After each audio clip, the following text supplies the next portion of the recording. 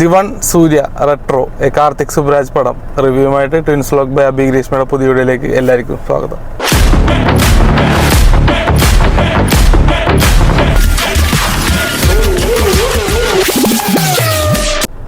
പടം കണ്ടിറങ്ങി. പടം പേഴ്സണലി എനിക്ക് കണ്ടിട്ടായില്ല. ഇപ്പം നമ്മുടെ ഡബിൾ എക്സ് വെച്ചൊക്കെ കമ്പയർ ചെയ്യാനാണെന്നുണ്ടെങ്കിൽ ആ ഒരു റേഞ്ചൊന്നും പടമില്ല. സൂര്യ പെർഫോമൻസ് വൈസ് സൂര്യ ആണെന്നുണ്ടെങ്കിലും ജോജോ ആണെങ്കിലും പിന്നെ നാസറിൻ്റെ മോനായിട്ട് ഒരു നെഗറ്റീവ് സൈഡിലൊരു ആക്ടറിൻ്റെ പൊന്നു അയാളുടെ ആറ്റിറ്റ്യൂഡ് ലെവലൊക്കെ ഹെവിയാണ്. പക്ഷെ മൊത്തത്തിൽ നോക്കുമ്പോഴത്തേനും എന്തോ എവിടെയോ പടം മിസ്സിങ് ആണ്. ഒരു നോർമൽ ഫ്ലോയിൽ പോണ ഒരു പടം, ഭയങ്കര ഹൈ പിച്ചിലേക്കൊന്നും കയറില്ല.